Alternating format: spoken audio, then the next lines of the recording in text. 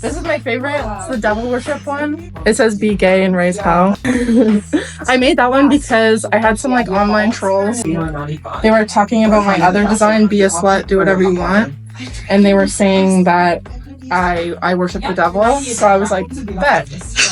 Absolutely. Thank you so much. So then I made this one. I have a lot of anger in my heart. Yeah.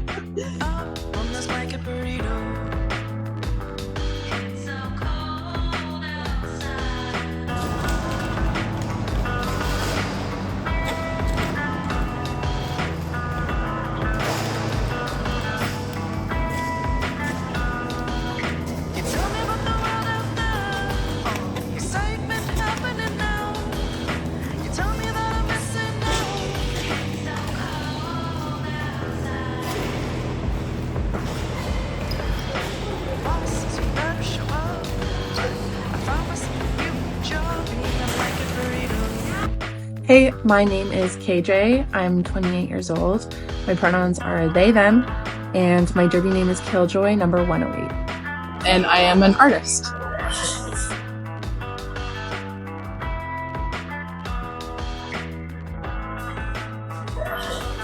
A lot of them are just like fun. Like this one just says ye friggin' hot, because why not? Yeah.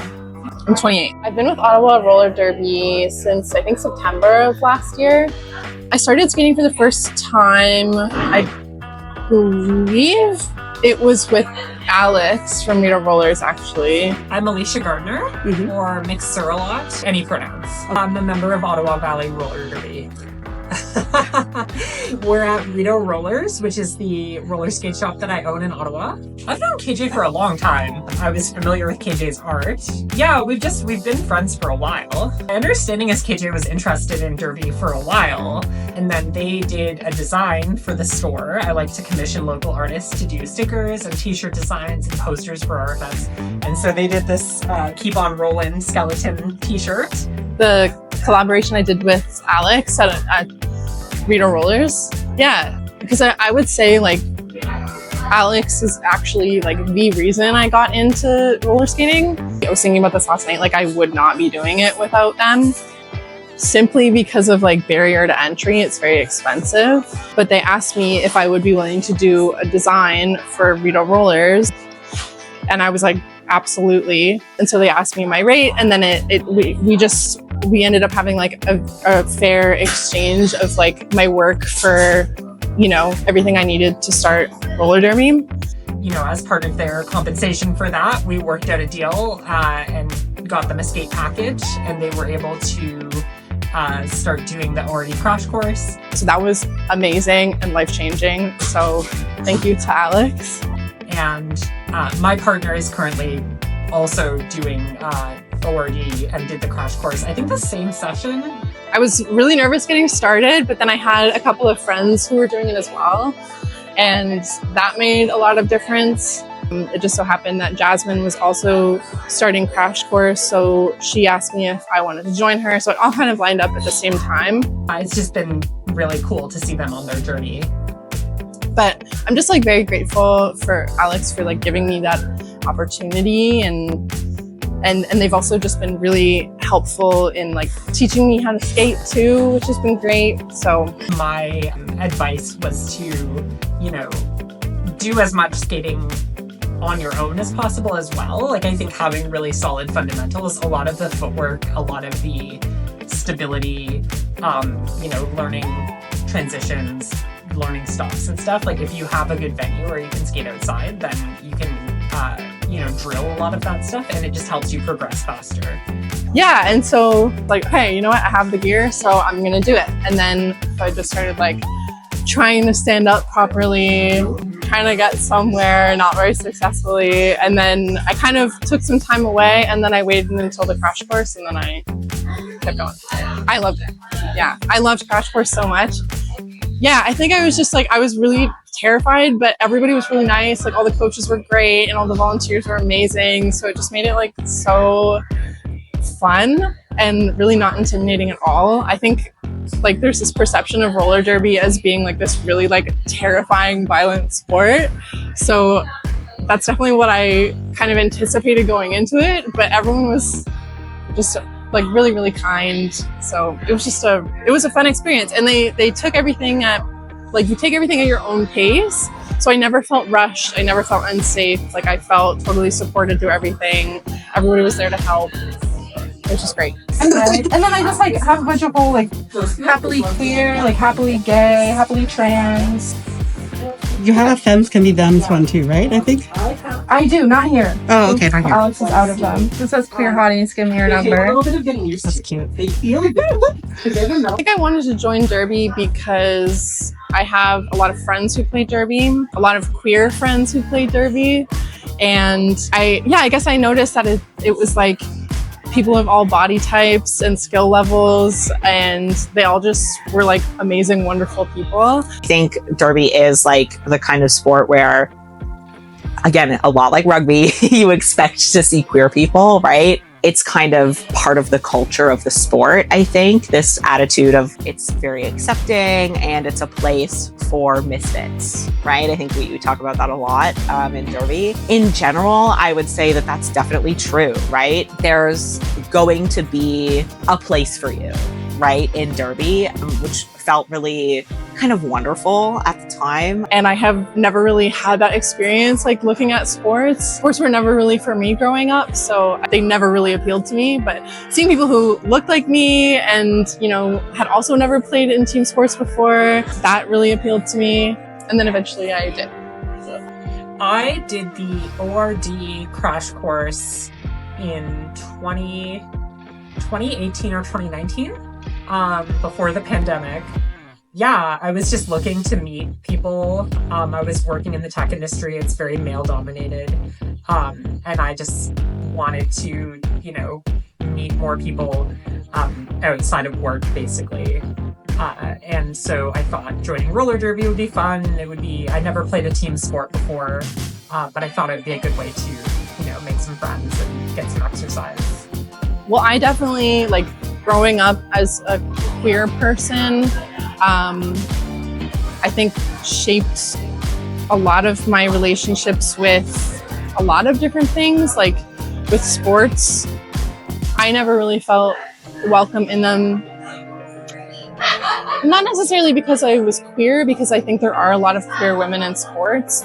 But for me, like, I don't know, there's a stereotype about like women in sports being mostly like butch and masked, but that was never me either. So I never really knew where I fit anywhere. And I'm also just not a naturally athletic person. So I tried baseball and I sucked at it. It's just like a total like boys culture.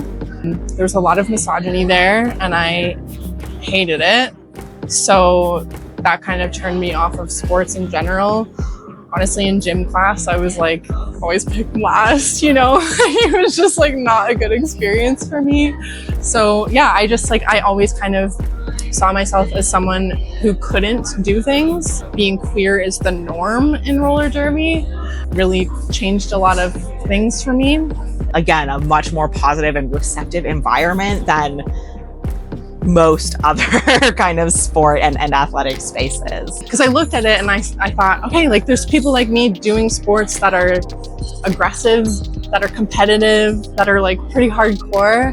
And those are things like, I don't know, my mom always jokes like she never would have seen me, one, roller skating, or two, playing roller derby, because I've never considered doing before. But I think like having those role models really made a huge difference, because I was like, okay, like, yeah, there are like queer people in sports who have similar experiences to me. I know them, I'm friends with them, and they're all just like so welcoming and amazing. So yeah, I think that changed my relationship with like not only derby, but like I've kind of started asking myself like, okay, I never thought I could do this, but I can. So what else can I do? And I think that's like so fun. This one says I'm full of anxiety. I actually made this one back in 2017 when I was like at my doctor waiting to get my anxiety prescription refilled. So yeah, it's interesting because a lot of people relate to it more now. So that's not fun to see, but it's interesting. Yeah, so I've definitely dealt with a lot of anxiety in life in general, and then also at practice sometimes. And it's nothing to do with like anybody else. It's just like my own anxieties about like not feeling good enough, not feeling like I'm progressing fast enough, and then frustrated because I'm not doing the things that I feel like I should know how to do. Yeah, I think for me it's just taking breaks whenever I need them. And like the good thing about practice too is like nobody pressures you to keep going when you're not comfortable. So you can take breaks whenever you want and nobody makes you feel bad about it. So I think that really helps. Like there's just no pressure. If I need a break, I'll take it. I'll just go get some water. And then, you know, so like you were there that day and you were really like helpful and supportive. And that actually made a lot of difference. Like even just talking to you about, you know, like having the same fears and feelings and being in the same place, like that really helps. Because I think for me coming into it, my thought is like, everybody knows what they're doing. Everybody's been here so much longer than I have. I'm the only one who feels this way, and I think that's mostly not the case. So when I started, I don't know if I really had any particular goals because I had never played a sport really before. So I kind of just wanted to like go and skate and see how I liked it. And I have since realized that I'm actually a pretty competitive person. So yeah, I think the more I talk to my partner after practice, the more I'm like, I want to get good at the sport. I want to play the game. I feel relatively confident as a level 1 in ORD. Like I feel like, okay, I'm like when I'm at practice, I'm ready to do more. Like I see what the level 2s are doing and I feel like, okay, I feel like I could do that. I could be doing that. Yeah, and so a lot of the time I am kind of frustrated. Like when I come home, I'm like, man, practice was really great, but like I don't understand why I wasn't able to do this as well as I wanted to. So yeah, I think I have learned that I'm a lot more competitive than I thought.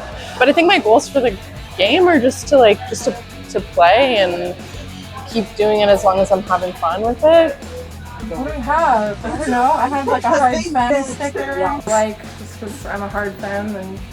So I typically make art that really relates to what I'm dealing with in life. So a lot of the time it has to do with mental health and queerness and, you know, just navigating the world as like a femme-aligned person. I kind of use art as a way of like coping with things around me and expressing what I'm excited about. So I have actually started making more derby-related art, which is really fun. The Keep on Rollin' design I did for Rideau rollers before I started skating, and that was really fun. And I think I'm just like even more inspired to do more roller skating related art because I love it so much, and it's like all I want to talk about. I made this. So if you can't tell, this says Luck and Lavender Studio in kind of like a death metal inspired font because I'm in a metal kick right now. And then this is Tisiphone. She's the goddess of vengeful destruction. So I love her. And I don't know, it's not my usual style of art. Like I usually do like a lot of bright colors and florals and things like that, like really soft, cute art. And I thought this was just a completely different direction to take. And I like it. It was something that I wanted to wear. So I made it and I like it. Yeah, I think there's like definitely a lot of gendered norms when it comes to sports. I've been watching the PWHL this last season, and there's rules between men's hockey and women's hockey where like men can be as aggressive as they want, essentially. Like fighting is encouraged in the NHL, and yet there are rules in women's hockey to say that they can't have any sort of contact. So to see them change those rules, and there's actually like more physicality in hockey, like that's just amazing to see. Like women want to do it, like we want to do these things, and so like why can't we, right? So yeah, I think even for me, like as someone who I am an angry person, I do have a lot of anger in my heart, and I think like I don't know, it's just like, I feel like roller derby is a really good way to like get that aggression out in a safe and like happy way that's very supportive. Yeah, so yeah, I don't know. It's like, it's just nice to have that sort of like a channel for that that's like, is very accepting and wonderful. Because I just feel so much more capable. Like I feel like I can do things I never thought that I could before. And they're not huge things, but they're huge to me, so.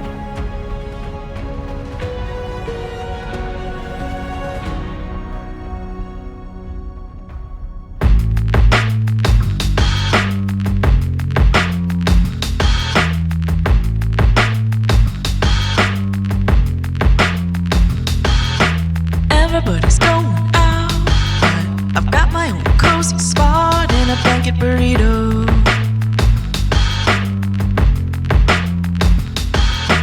Probably ought to eat some raw, but involves standing up from this blanket burrito. It's so cold outside.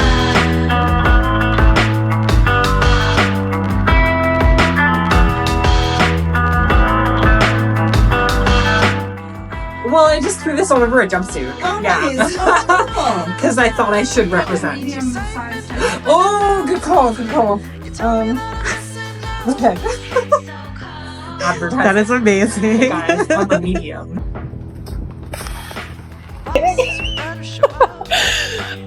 Yeah, so I've been park skating once or twice. I'm not good at it.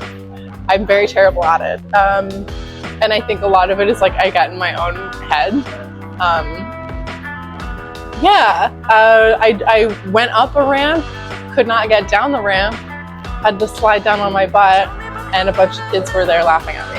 So that's where I'm at, but I want to keep doing it because, yeah, people look really cool when they do it. Oh my god, I'm so scared though. Like, put my weight back. Yeah, but not too far back.